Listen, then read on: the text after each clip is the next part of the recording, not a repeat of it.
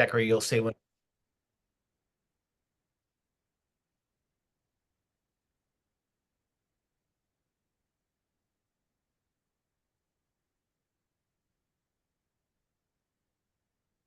Good morning, everyone. We'll get started here in just a minute. We're going to wait for a few more of our attendees to log on. Thank you for being here. We're really excited to share this information and to speak with our partners. So just hang on tight for another minute more and we'll get started right away. Thank you.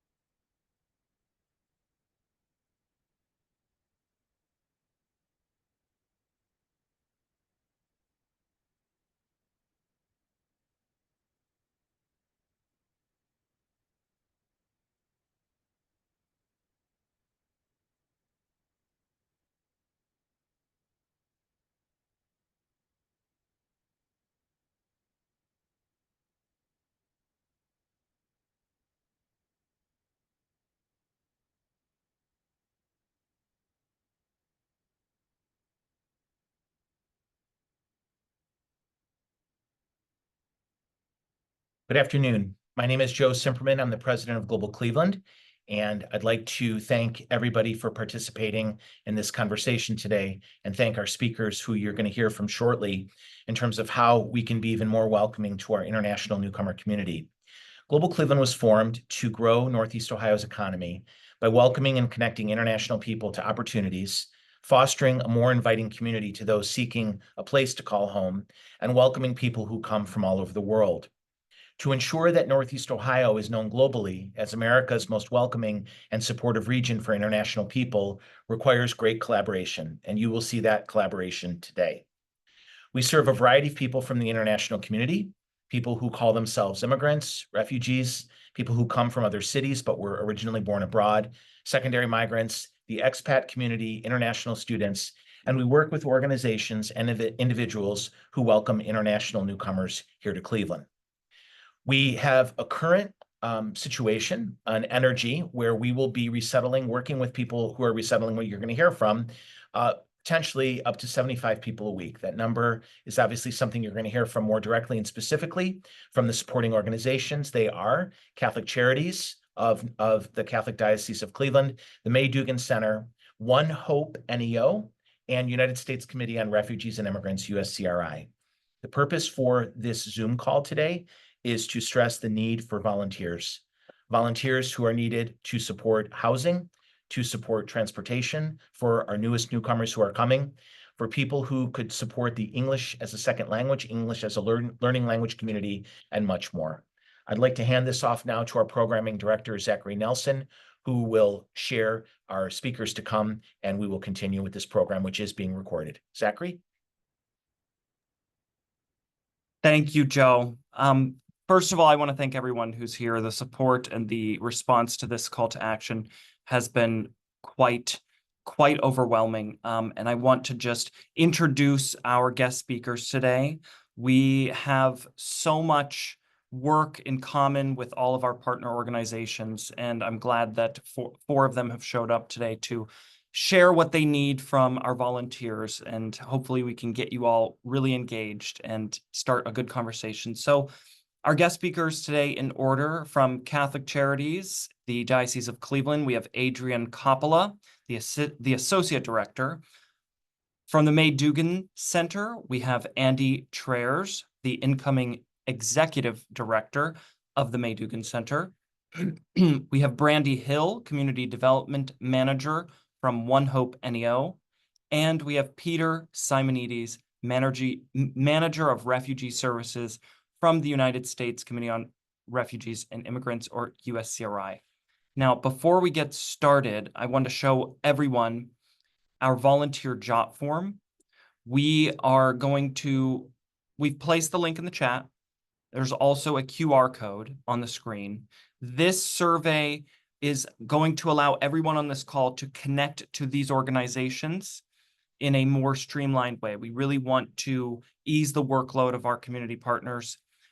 We want to connect you to the opportunities that fit your goals, that fit your skills best.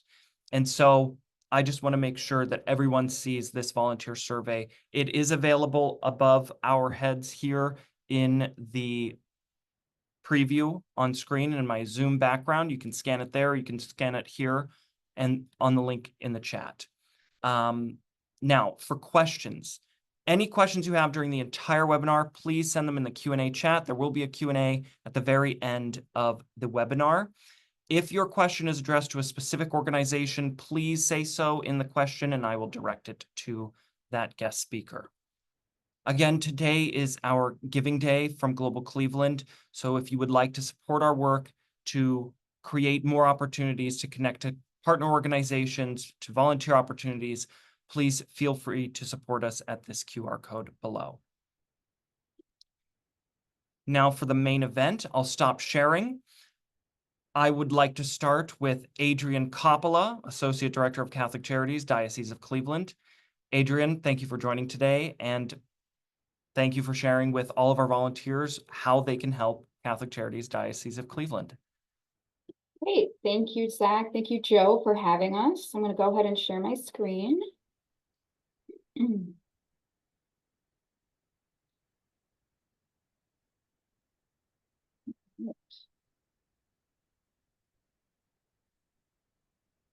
Everyone seeing that okay? Zach, you can see that all right? Yes, that's good to Okay. go. Great. So my name is Adriana Coppola. I'm the Associate Director of Immigration Legal Services, which is one of the programs inside of Migration and Refugee Services here at Catholic Charities. There are several programs inside of Catholic Charities MRS. We do refugee resettlement, which involves employment services, English language training, healthcare support, and behavioral health, and the Immigration Legal Services Department. I'm going to talk about two ways that you can volunteer, or for which programs. So we're going to focus on Refugee Resettlement Program, which is what Zach was discussing a little bit earlier, and Joe, and also our Legal Services Program, if you're interested in supporting that. So our Immigration Legal Services Program has been around since 2011. Our goal is to defend and serve the most vulnerable populations in Ohio through low-cost, high-quality representation, and to educate the community on evolving immigration policies.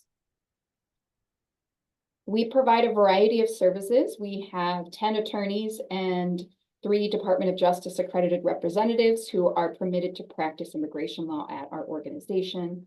We do family reunification, naturalization and citizenship, visas for victims of crime and trafficking. We represent individuals in removal at the Cleveland Immigration Court and in front of the Board of Immigration Appeals. And we also assist with pro se services that include, we assist people with filing for asylum, pro se, and employment authorization documents. When I mean pro se, when I say pro se, I mean we're assisting in the preparation of the forms and submission of the form, but we're not signing on for full representation. We do that for a variety of reasons, mostly because of capacity. We also do a lot of outreach to the community. We're doing a lot of Know Your Rights presentations right now. So if you're part of an organization or that would like a Know Your Rights presentation, please reach out to me. So if you're interested in volunteering for our legal department, we see volunteers in a variety of ways. One is that we have volunteer teams internally. We have 3 volunteer teams. We have volunteers that come and help us conduct initial client interviews, kind of gathering their biographic data and their brief immigration history. We have volunteers that come in and help with form preparation. So they assist with the preparation of immigration relief applications, gathering evidence, and meeting with the client and filling out this information, like 5-year address history or things like that. We also have a more advanced litigation support team. So these are generally retired attorneys. They come in and they support document preparation, sometimes assisting with writing motions to the court. So those are our 3 teams. But we also have something, like I mentioned before, called the Pro Se Asylum Clinic. You do not need to be an attorney to volunteer for that clinic.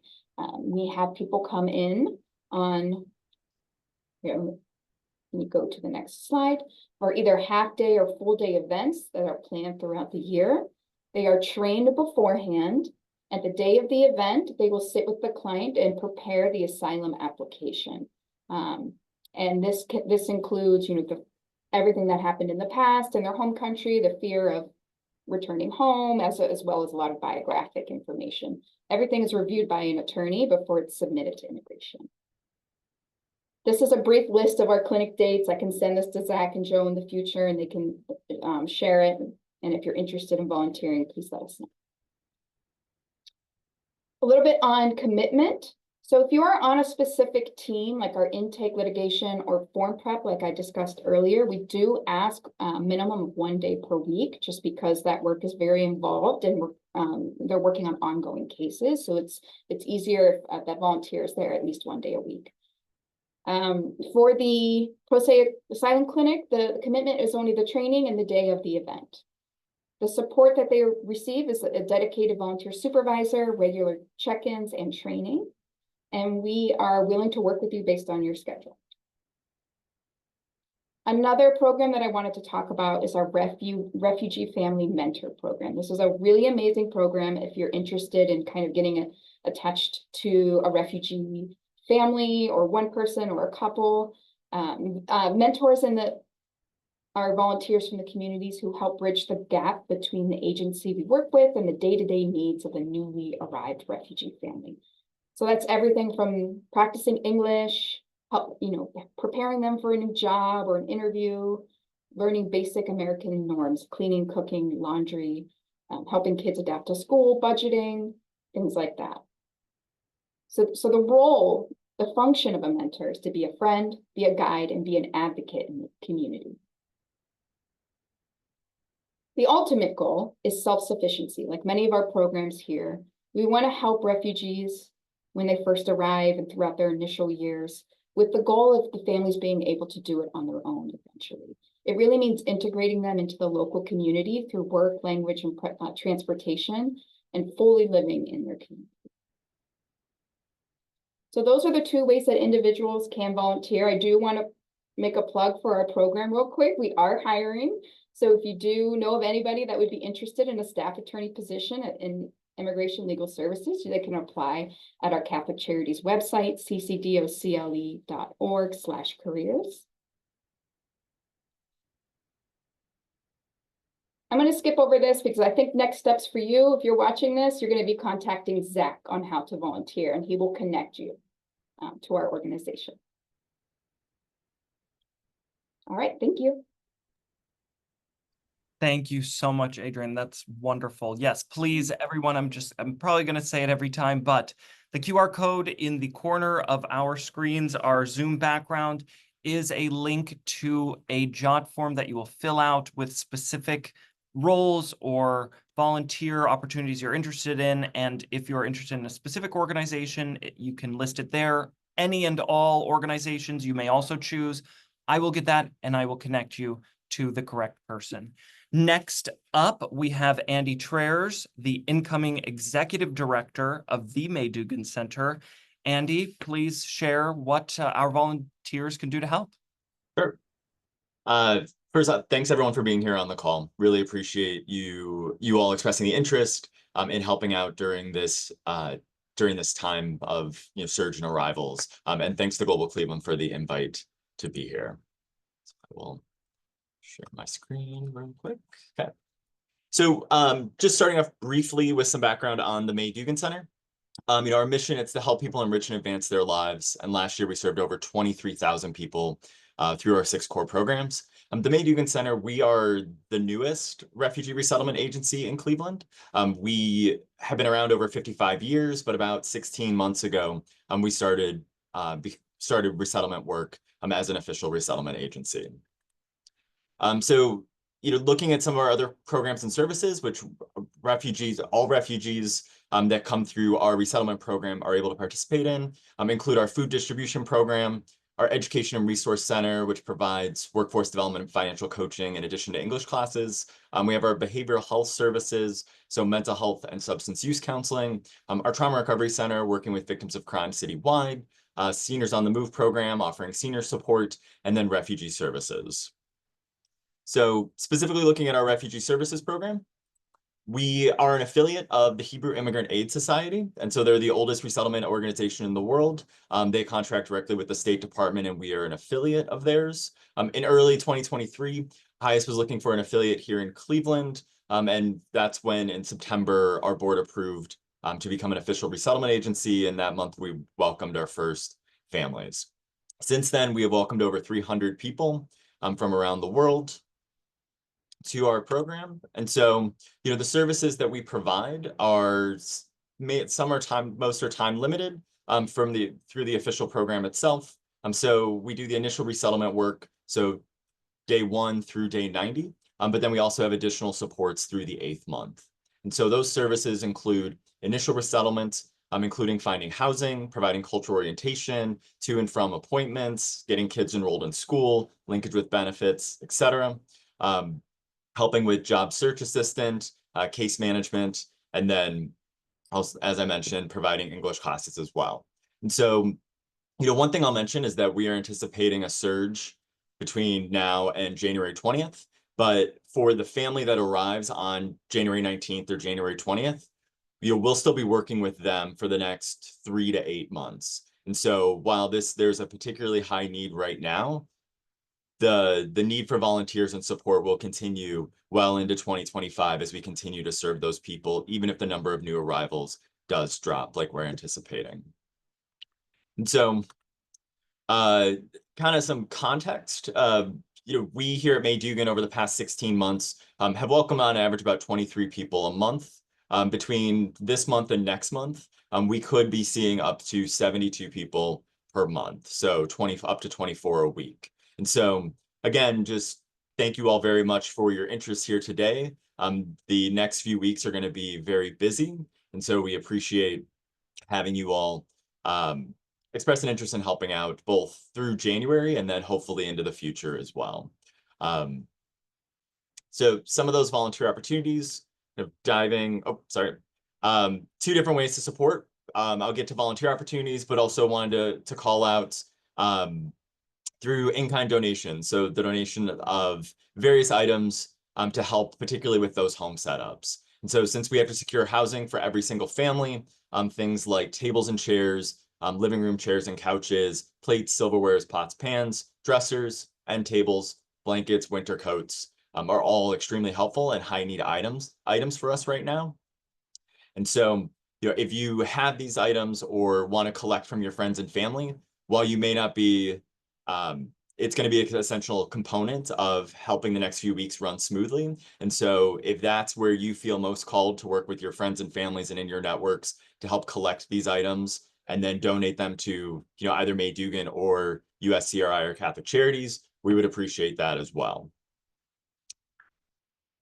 Couple of logistics on the in-kind donations that due our high number of arrivals, we're unable to pick up items at this time, but you're able to drop off items here to May Dugan Monday through Thursday, 7 to 6, Fridays, 7 to 5. If there's some coordination, particularly around the furniture items, there's contact information, donations at maydugancenter.org. You can coordinate dropping off those items. And, that would either be here at May Dugan or potentially directly to the house that we're able to secure for those families. Focusing on volunteer opportunities. And so, as I've been mentioning, we have the home setups available, which include, assembling of furniture, cleaning, etc. I'm getting those homes ready to welcome people. Helping with airport pickups. Because of kind of the way the flight schedules work in and out of Cleveland, a lot of times it's either mid-afternoon or later in the evening, so 10, 11 o'clock at night.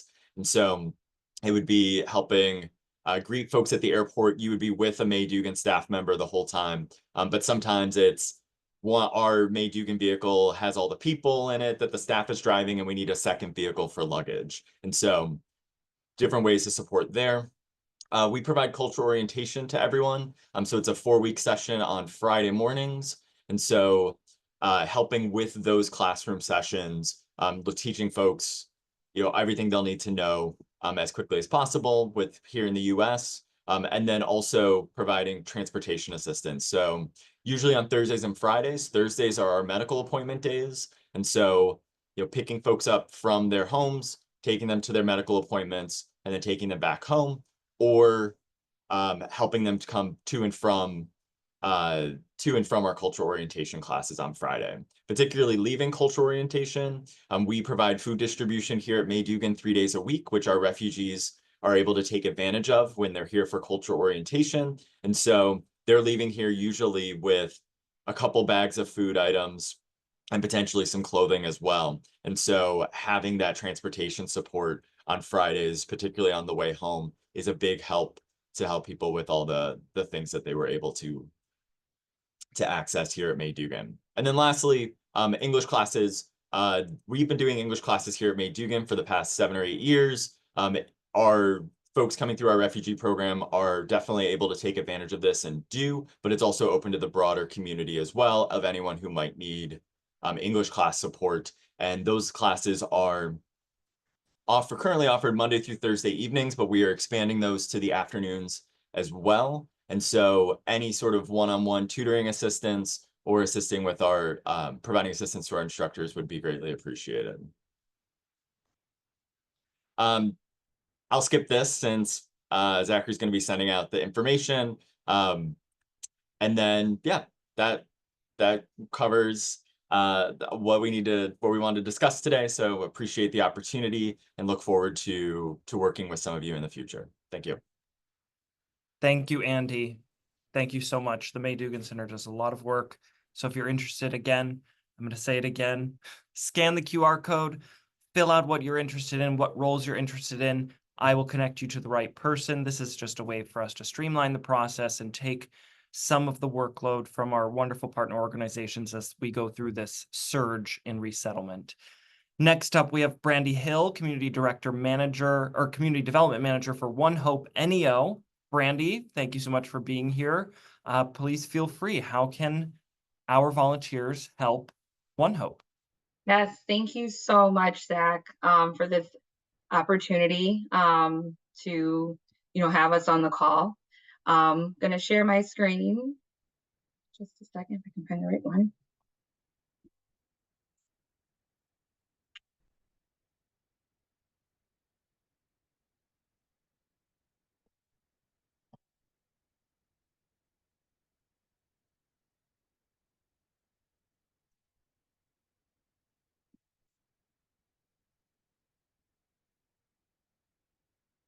All right. Well, my name is Brandy. I am with One Hope NEO, and we do work on the near west side of Cleveland. And some of the services that we provide include some of these key initiatives. This is not everything that we do, but just a lot of the things that we spend most of our time focusing on. So we do a monthly food distribution event.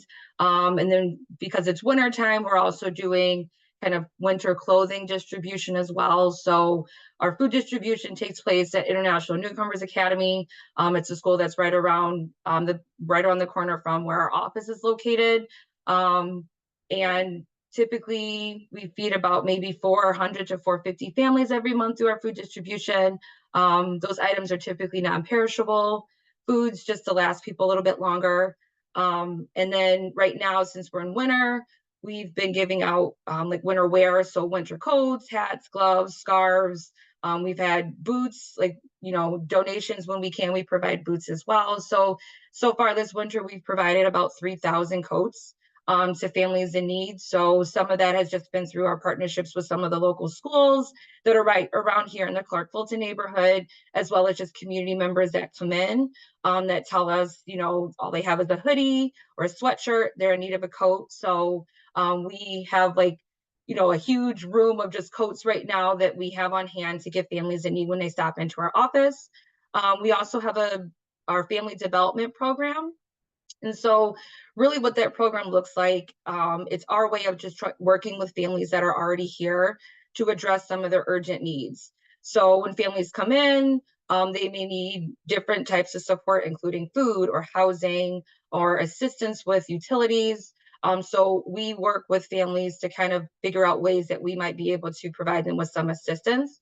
Currently, right now, with our family development program, we're meeting with about 30 families a week through that program, just to provide them with all different types of resources, whether it's things that we have that we provide in our building ourselves, or whether it's getting them connected to other organizations that are here in the area, or providing referrals for them. So, maybe it's a referral to Catholic Charities because they're in need of legal services, or May Dugan because there's, ESL classes that they're interested in getting connected to. So through our family development program, we're working with a lot of those families to get them connected to much needed resources for urgent needs, but then also working with families, once those needs are met, figuring out what are some longer term things that they might need assistance with as well. So if, maybe they're interested in financial literacy, or like once they're settled here, maybe they're interested in purchasing a home. We have like tools, we have staff, we have resources available to help people with whatever it is. And then in our building too, we try to bring in other partners to provide their services here, just to create kind of a wraparound effect. So we're not only just relying on our staff to provide services, but bringing in partners to do mental health, financial literacy, tutoring, things like that. So we also provide leadership support to community members as well.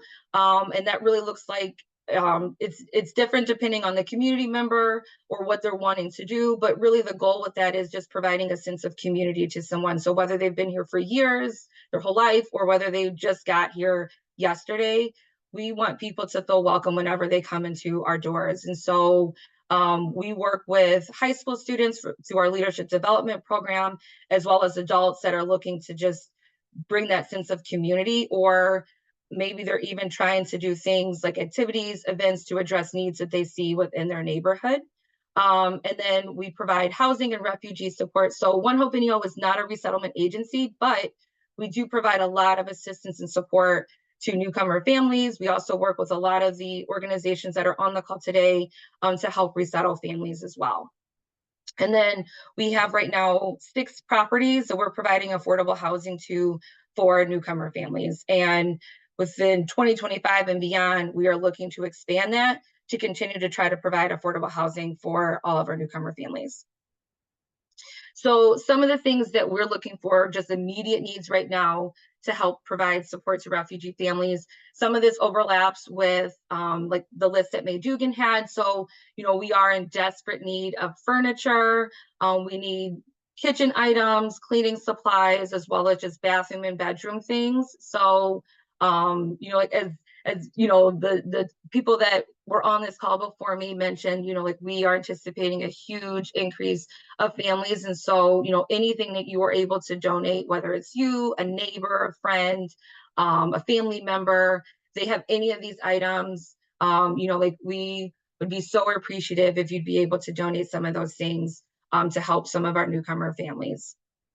And then in addition to just furniture or hygiene or cleaning products, we are looking for other ways that we are looking for other things that volunteers can do. So if there's some of these things on here that you're like, I don't have furniture, I don't know anyone that does, but you are interested in helping families in different ways, we would love to have you maybe make a meal for a family or welcome them during their move. And maybe you can't move heavy furniture, which I totally understand. But even just greeting them there so that they feel that sense of welcome when they move into their house.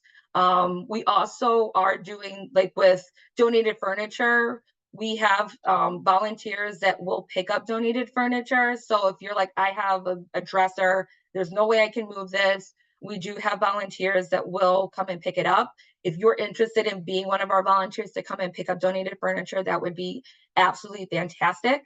But if you are willing to donate furniture, you can drop it off either at our office, which is on Fulton Road. We're right across the street from St. Rocco's Church, or St. Ambrose Church, who we work really closely with out in Brunswick.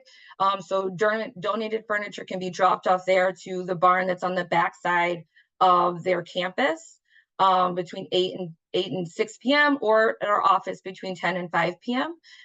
So We also have an Amazon wish list that has a lot of those like personal items that families need. So cleaning supplies, things for the bathroom, towels, soap. If you're like, hey, I don't know if I can go out, I don't have these things on hand, you can scan the QR code, visit our Amazon wish list, put the things right in your cart, purchase them, and then they'll be shipped right to like our facility where all of our donations are. So, you know, you don't even have, like, especially right now, I know it's the holidays, everyone's really busy. So this is a really easy, simple way. If you're looking to make a donation, you can just do it right on Amazon. And then, like Zach mentioned before, like our website is here, but you know, please go to the Global Cleveland, scan the QR code if you're looking to get involved. We would desperately need your assistance, and we appreciate your support. And thank you for being on the call. Thank you, Brandy. Thank you so much. And again, I just want to say, if you have any questions during this entire presentation, entire webinar, please open the Q&A section, write your question there, and we will review answers at the end. Some of them may be answered ahead of time via text or chat, and so feel free to open the Q&A and review those questions or ask your own questions. Again, if you have a question for a specific organization, please feel free to write that in, and I will direct it to the guest speaker. Again, feel free to connect also with the volunteer sign-up sheet in the QR code in the corner of all of our Zoom backgrounds. So our final speaker today, last but not least, we have Peter Simonides, who is the Manager of Refugee Services at the U.S. Committee for Refugees and Immigrants, or USCRI. Peter, thank you so much for being here. Let us know how we can help out. Yeah, thanks, Zachary. And I feel like I'm going to share a lot of things that have been shared already. Sorry for that if you've heard many of these things. I tried answering some of the questions in the chat, so my apologies if I jumped ahead on that. But glad to answer more or provide more nuance in sharing. Can everybody see, or I guess Zachary, can you see the slide?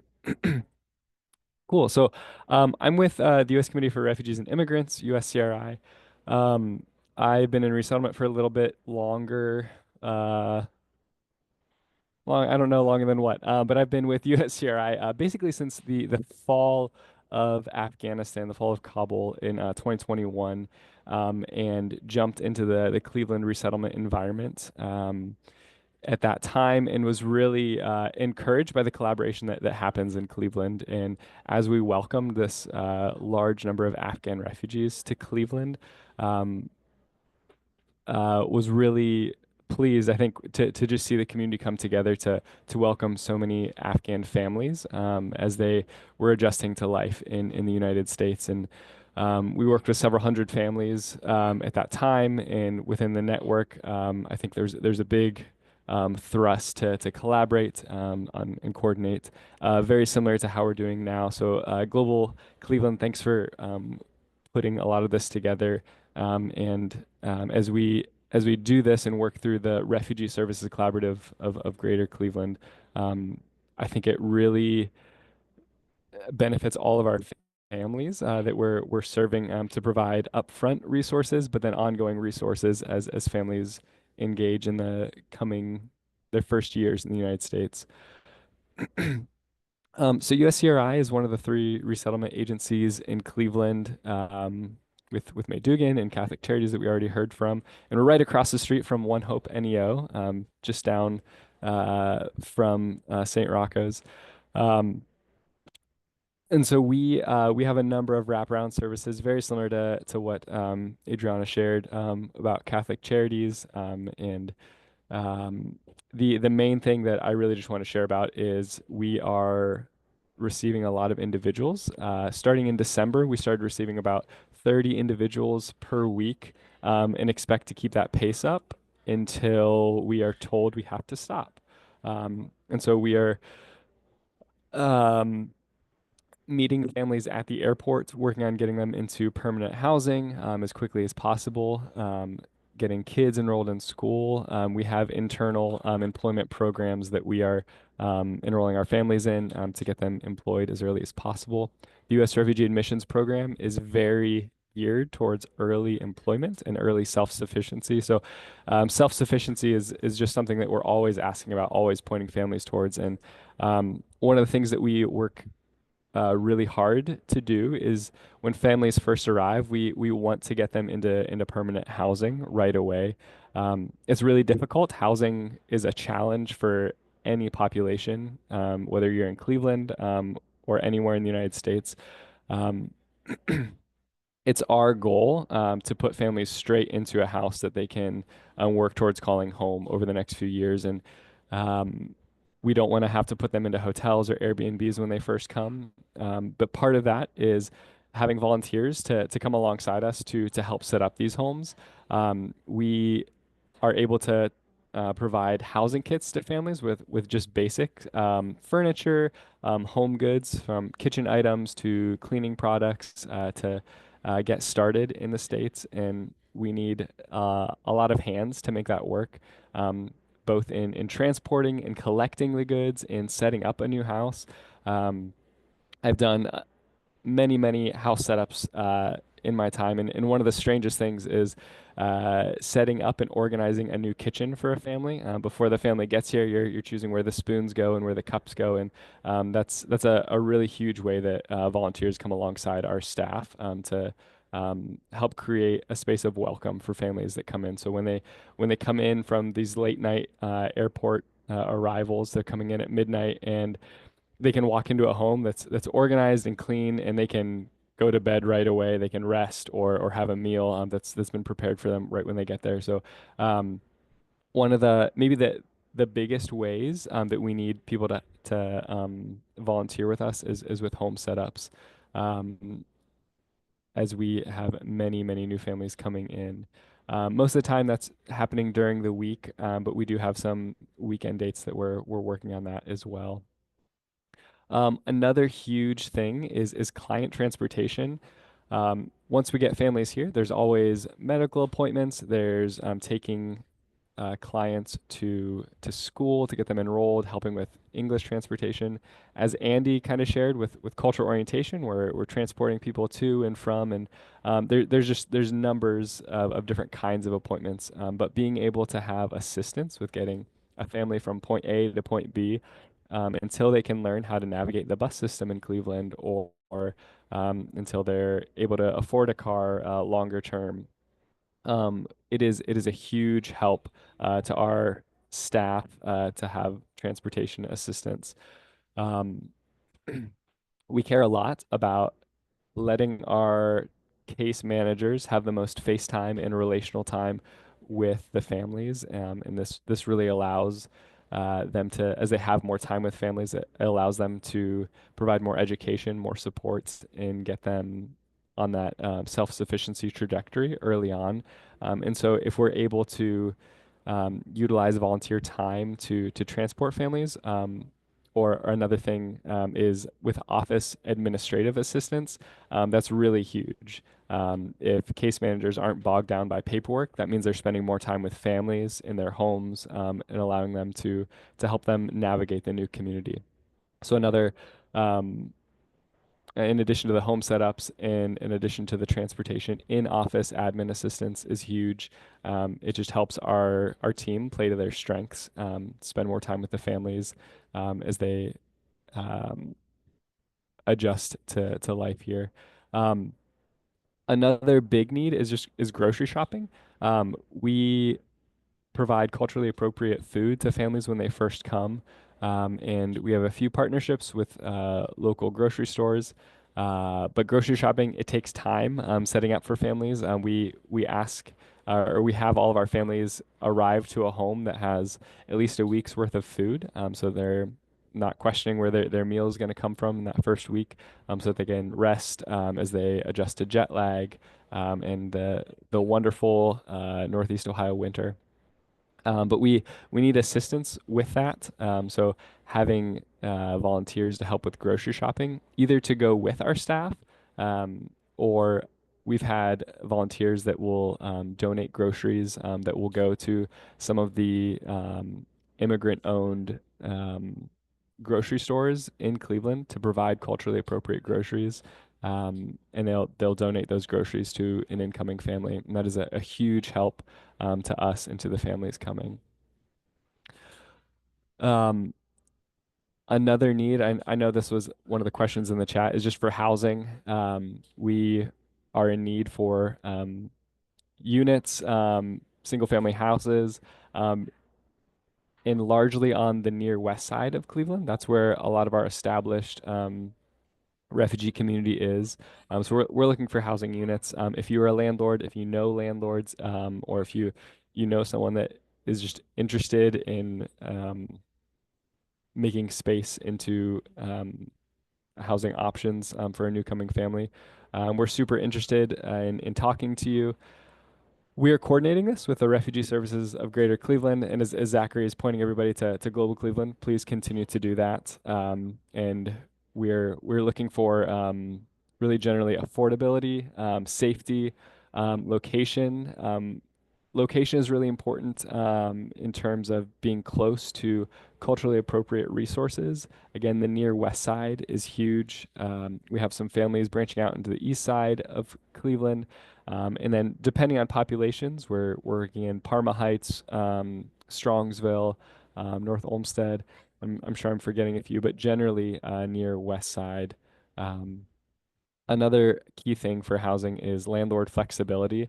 So we're always looking for houses before we have a family arriving here. And so we are looking for families to come in and sign a lease after they get here. But we really want to have a house set up before they get here. So we're often able to pay security deposit and first month's rent.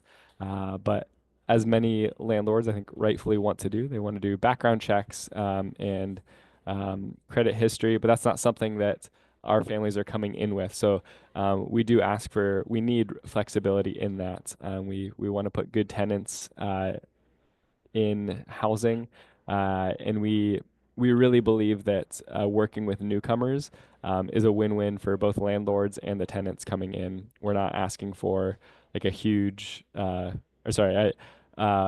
not asking for landlords to come in at a loss. We want everybody to mutually benefit from this, and we've seen that time and time again.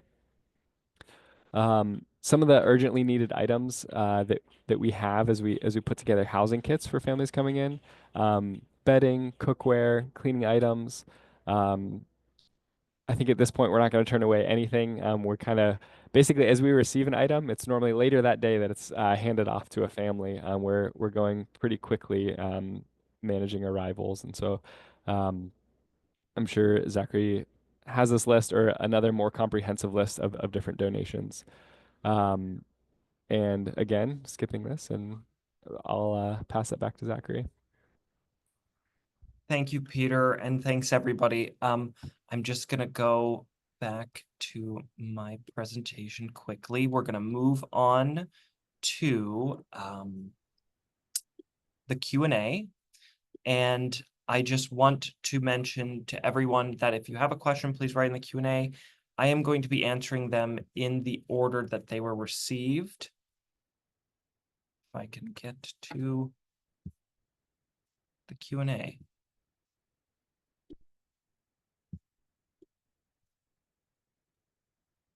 Okay, here we are. Can everyone see my screen with the Q&A, or is it the presentation? Let's see. All right, well, we'll start. One of the first question is that how can our volunteers get these presentations? For everyone here, this meeting is being recorded.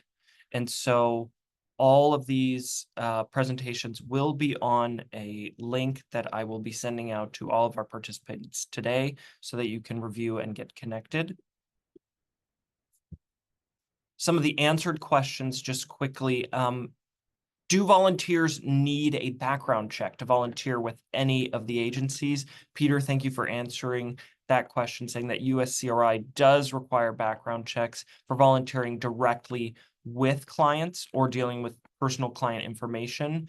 Now, if any of the other organizations want to answer this, please feel free to unmute and answer it live. I see that Catholic Charities also requires this.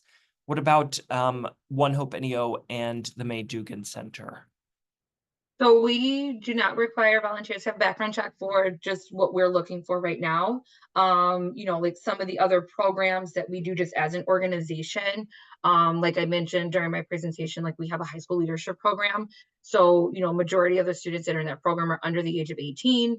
Doing things in that program does require a background check, but for some of the ways that we're looking to support, immigrant, refugee, newcomer families do not require a background check.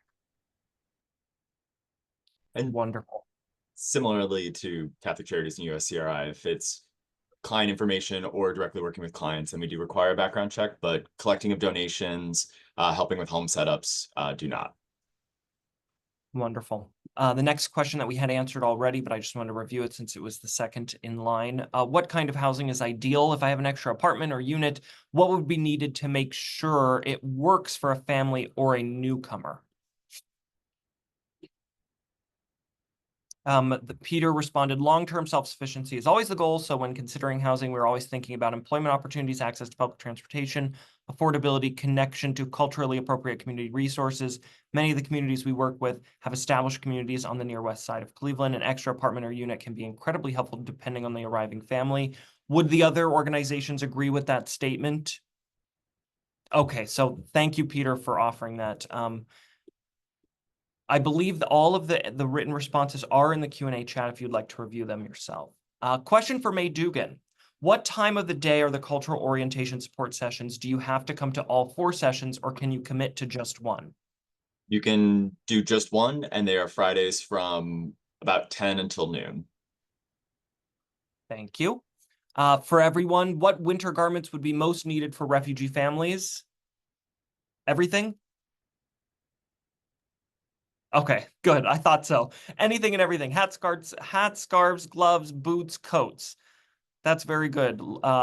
Thermal wear, everything. Okay, next in line, and just for everyone to review, this is the Q&A section. I'm going as quickly as I can so we can get through before 1 p.m., before our cutoff. I would like to know if there's funding available for the landlord of refugee housing. If so, what is the maximum or minimum that is allocated? Would one of the refugee resettlement organizations like to respond to that? Peter?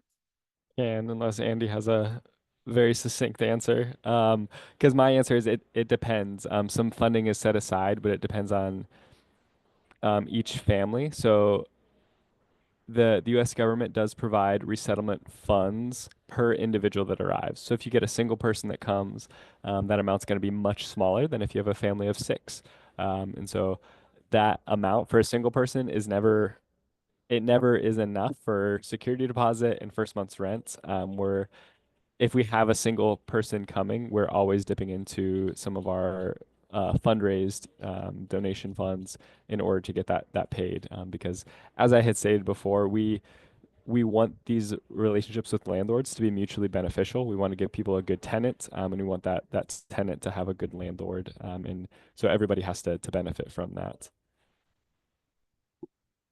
Okay, good. Would it be helpful, next question, I'm sorry. Would it be helpful to have volunteers who can speak specific languages? If so, what specific languages are most needed right now in terms of volunteering? I'll answer for our office. So for our legal team, we are really looking for in-person Spanish interpreters and in-person Ukrainian interpreters. For our pro se clinics and for our Know Your Rights presentations, and we might be going out to the detention centers in the future to be giving Know Your Rights presentations. So if anybody's interested in joining us and interpreting, we would like some volunteers for that. Andy?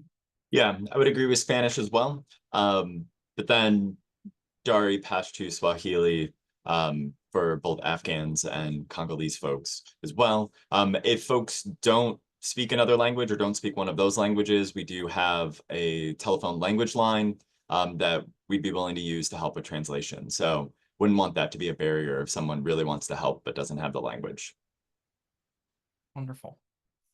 Brandy, would you say roughly the same, and Peter for the rest of the organizations? Wonderful. Thank you so much. Okay, next question. How do refugees and others in need find your organizations? That's a big question. Is it fair to say that those who are resettled through the U.S. immigration system find your organizations because they are resettled through you? There is a pipeline that hands them directly to their organizations. As for Brandy, I would love to hear how your reach out into the community is going. Yeah, so just because since we're not one of the resettlement agencies, we don't get that handoff, but I think that's where, like us working really closely with all the wonderful resettlement agencies that are on the call today, as well as others, like including the Welcome Center, like they've been a huge help in getting, families connected to us. And so, once we're starting working with families, some of it is, that warm handoff from resettlement agencies. Some of it is even word of mouth as well. Or someone walked by just because our building there's a bus stop literally right in front of our door. So there's times when people were like, I was walking the bus stop, I saw your building, I didn't know what you were, so they just decided to, stop in. So it's kind of a variety of different things, but I would say majority is, our wonderful resettlement agencies, including the Welcome Center. Thank you. Good. One of the next oh yeah, please, Peter. Yeah, I was just gonna add on to that. We do have a lot of families come straight through our organization, obviously find out about it. But to also Dan Hansen had asked a question about connecting with some different populations of refugee communities, and we do a lot of that. I think we are very known, not just USCRI, but May Dugan and Catholic Charities within these communities, and we are reaching out to those communities and are regularly working with them to see how can they help support incoming Syrians, incoming Congolese communities. That's a huge part of the work that we do. Absolutely. And thank you for mentioning that. I'm sorry I skipped your question, Dan. In terms of reaching out to established communities here for support of newcomers of that same community, Global Cleveland, we also work really closely with the cultural leaders of the established communities to get more help. And a lot of them answer the call, and it's really nice to know that we're all connected in that way. So the next question on my list is, are we going to be able to send this presentation to everyone signed up today? Yes, again, this is being recorded. I will send that in a link to everyone who participated today, who registered. One of the biggest worries of all refugee parents is their kids. How can kids volunteer to help other kids? That's a very good question. I'll leave that open to everyone. So one of the ways that we're trying to get, anyone from all ages involved in just what we do really is coming here and volunteering with different activities, events, tutoring. So, like we try to provide necessary events and activities, like I mentioned, like there's tutoring, there's financial literacy, mental and behavioral health, we do health screenings, so obviously a child may not be able to help with those types of things, but for some of those events and activities, we do try to provide childcare. So we have someone from our team that oversees that, but having, like someone who's maybe the same age as some of the people that are there helps them feel welcomed. They can have more fun than they would with me, or someone else that's on our team. So that's ways that we, kids, minors, teenagers, they can still get involved in some of the things that we're doing is just helping to create that really warm, welcome atmosphere when anyone comes, through our doors. Wonderful. Thank you for that. I just want to get through a few more questions. We have a couple more minutes. There's a question from Tony Chandler. Would you consider a large home for multiple families, or does that go against certain regulations and rules for each family having their own separate home? That would be for the resettlement organizations. And Andy and I are looking at each other, I think, on that one. Yeah. I think it all really just depends. So this week I could have 5 individuals coming. And then next week I can have a family of 15 coming, which are huge ends of the spectrum. And we do try not to, like, if we know that maybe a sister and her husband and then another sister and her husband are coming, we would consider putting them together in the same house, but we always want to have separate space for kitchen, for cooking, for them to have personal and safe space. And so that's a really good question, but it's really hard to just say yes or no because it really just depends on the families. Thank you.